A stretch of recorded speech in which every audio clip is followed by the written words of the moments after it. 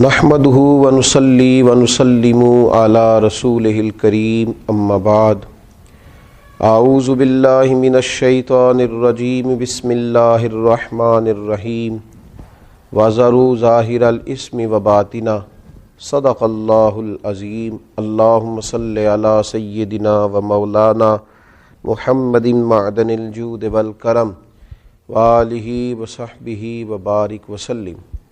حمد و صلات کے بعد ماہ مقدس، ماہ نور، نور و سرور، ماہ رمضان المبارک میں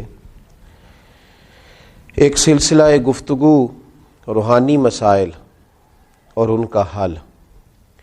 ہمارے ہاں سادہ لو طبقہ یہ سمجھتا ہے کہ روحانی مسائل کا تعلق شاید کالے جادو سے، تعویذ گنڈے سے، بد نظری سے اور کسی شخص کے کسی کے خلاف کوئی عمل کرا دینے سے ہوتا ہے، اور شاید روحانی مسائل کا تعلق جنات، آسیب اور انہی چیزوں کے ساتھ صرف وابستہ ہے۔ حالانکہ ہمارے جو روحانی مسائل ہیں انہوں نے تو ہمارے سارے ظاہری مسائل کو بھی بگاڑ دیا ہے۔ ہمارے دل کے بگاڑ نے ہمارے وجود کے بگاڑ پر اور ہمارے اعمال کے بگاڑ پر بہت بڑا کردار ادا کیا ہے۔ یہ روحانی مسائل کیا ہیں؟ یہ روحانی مسائل دراصل باطنی مسائل ہیں۔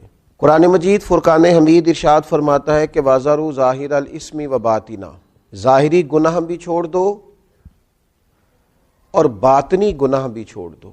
صاحب تفسیر ساوی اس کی تفسیر کرتے ہوئے فرماتے ہیں کہ ظاہری گناہ تو انسان کے یہ ہے نا، جیسے معاذ اللہ کسی نے قتل کر دیا، ڈاکہ ڈال دیا، بددیانتی کر لی، خیانت کر لی، اور باطنی گناہ یہ ہے کہ اس نے حسد کیا، تکبر کیا، بغض رکھا، بدگمانی کی، برا سوچا، اپنے دل کے اندر اس نے کینہ پروری کی۔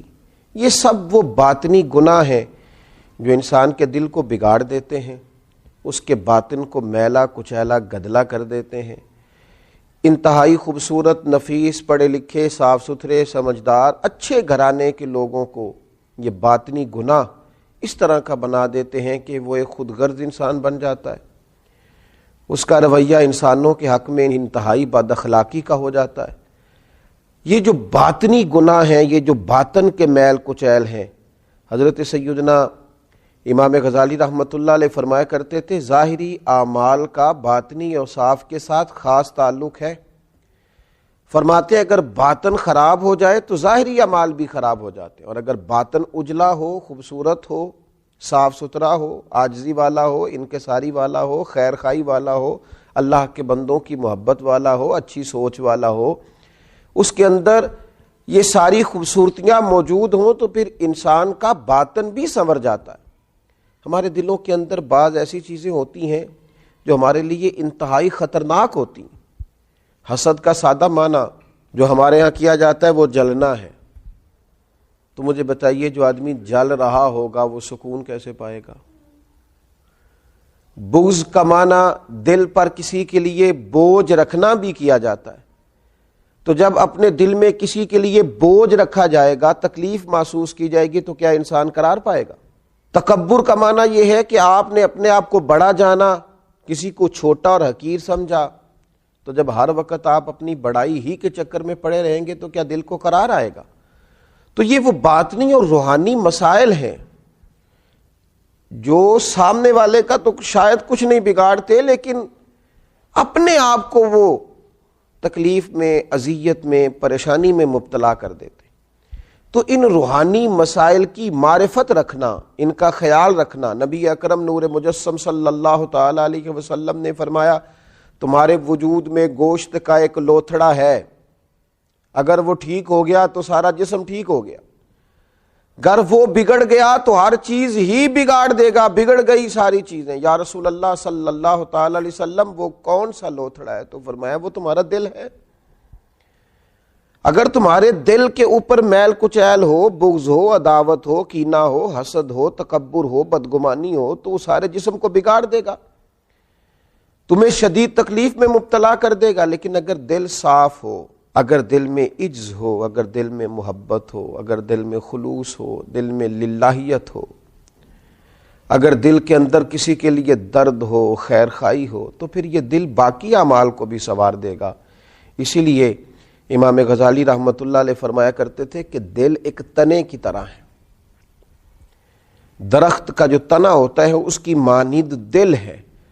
اگر تمہارا دل صاف ہے تو پھر جو اوپر شاخیں لگیں گی تنے کے وہ بھی خوبصورت لگیں گی، پھول لگیں گے، پھل لگیں گے، توانائی ہوگی۔ لیکن اگر دل ہی بگڑ گیا ہے، پاک ہوویں تے پاک ہی ملدا ہی تے بنا پاکوں پاک نہیں ملدا، سارے جسم دے دھون دے نالوں اکو تولا ہے ٹکڑا دل دا۔ اور اقبال کہنے لگے دل بیدار پیدا کر، کہ دل خوابیدہ ہے جب تک، نہ تیری ضرب ہے کاری نہ میری ضرب ہے کاری۔ دل اگر صاف ہو، یہ جو باطنی ہمارے مسائل ہیں، یہ جو روحانی مسائل ہیں، جب تک ان کا ادراک نہیں ہوتا، اعلیٰ حضرت فاضل بریلوی رحمۃ اللہ علیہ فتاوی رضویہ شریف میں ارشاد فرماتے ہیں کہ جو مسائل ہیں نا علم قلب کے، دل کے جو مسائل ہیں، فرماتے ہیں یہ بھی فرض ہے ان کا سیکھنا بھی۔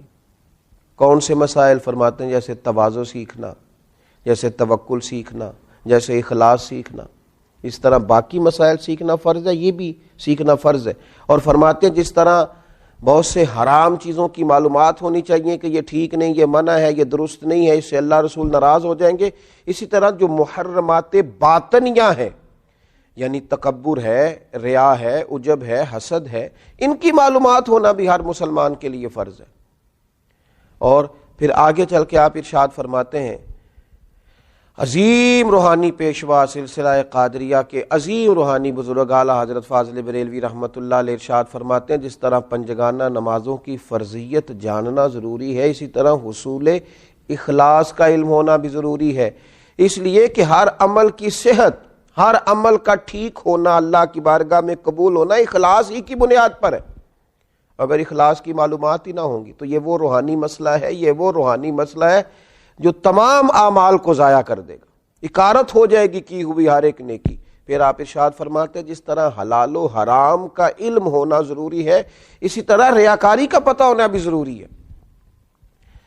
فرماتے ہیں بڑے بڑے عابد ہیں، بڑی بڑی بہترین عبادت ہے، پر اپنے دکھاوے کی وجہ سے، ریاکاری کی وجہ سے اس عبادت کو ضائع کر لیتے ہیں۔ اعلیٰ حضرت فاضل بریلوی رحمۃ اللہ علیہ فرماتے ہیں جس طرح ظاہری اعمال، ان کے فرائض، سنن، واجبات کا جاننا ضروری ہے، اسی طرح انسان کے لیے خود بینی اور حسد کے مسائل کا جاننا بھی ضروری ہے، اس لیے کہ حسد تو اعمال کو کھا جاتا ہے جس طرح لکڑیاں کھا جاتی ہیں۔ یہ جو روحانی مسائل ہیں، یہ جو اندر پنپ رہے ہوتے ہیں، اور امام غزالی رحمۃ اللہ علیہ فرماتے ہیں اس میں تخصیص نہیں کہ یہ تکبر، حسد، بغض، عداوت صرف جہلاء میں ہوتا ہے، کہتے ہیں یہ پڑھے لکھے لوگوں میں بھی ہوتا ہے۔ اس میں تخصیص نہیں کہ یہ صرف غریبوں میں ہوتا ہے، یہ امیروں میں بھی ہوتا ہے، یہ صرف نادانوں میں نہیں ہوتا، سمجھدار لوگوں میں بھی ہوتا ہے۔ ان اعمال کا جاننا، ان کا حساب کرنا، یہ بڑا روحانی موسم ہے رمضان المبارک کا۔ اس مقدس موسم کے اندر جہاں ہم اپنے ظاہری اعمال پر توجہ دیں گے، جس طرح ہم اپنے نماز کو ٹھیک کریں گے، وضو کو ٹھیک کریں گے، جس طرح زکوٰۃ ادا کی جائے گی، اسی طرح روزہ ایک باطنی عمل ہے جو اللہ اور بندے کے درمیان راز ہے۔ تو روزے کے باطنی عمل کے ساتھ ساتھ ہم اپنے باقی اعمال پر بھی توجہ کریں کہ ہمارا دل کہیں حسد کا شکار تو نہیں، بغض کا شکار تو نہیں، عداوت کا شکار تو نہیں، بدگمانی کا شکار تو نہیں، عجب کا شکار تو نہیں۔ اگر دل کے اندر یہ ساری بیماریاں ہوں گی تو یاد رکھیے گا سارے اعمال کے باوجود، ساری نیکیوں کے باوجود انسان نہ قرار پا سکے گا، نہ وہ نیکیاں اللہ کے حضور قبول ہوں گی، نہ اسے کوئی فائدہ ہوگا۔ اپنے ان روحانی مسائل کے حل کے لیے سب سے پہلے کوشش کی جائے، اپنے باطن سے ان قدورتوں کو، ان بیماریوں کو، ان چیزوں کو سب سے پہلے نکالا جائے۔ اگر دل صاف ہو جائے، دل پاک ہو جائے، دل طہارت والا ہو جائے، دل عاجزی والا ہو جائے، دل درگزر والا ہو جائے، دل خلوص والا ہو جائے، للہیت والا ہو جائے، دل اللہ کی محبت والا ہو جائے، رسول اللہ کی غلامی والا ہو جائے، تو پھر دل دریا سمندروں ڈونگے کون دلاں دیاں جانے، 14 طبق ساڈے دلے دے اندر، اسی تمبو وانگوں تانے، اور پھر تو کیفیت یہ ہو جاتی ہے کہ ہم نے دل میں سجا رکھی ہے تصویر یار. جب یہ ساری بیماریاں نکل گئیں اب ہم نے دل میں سجا رکھی ہے تصویر یار. بس ذرا گردن جھکائی دیکھ لی. اللہ تعالی ہمیں ان روحانی مسائل سے نجات عطا کرے اور ان بیماریوں سے شفا عطا کرے. آخر دعوانا الحمدللہ رب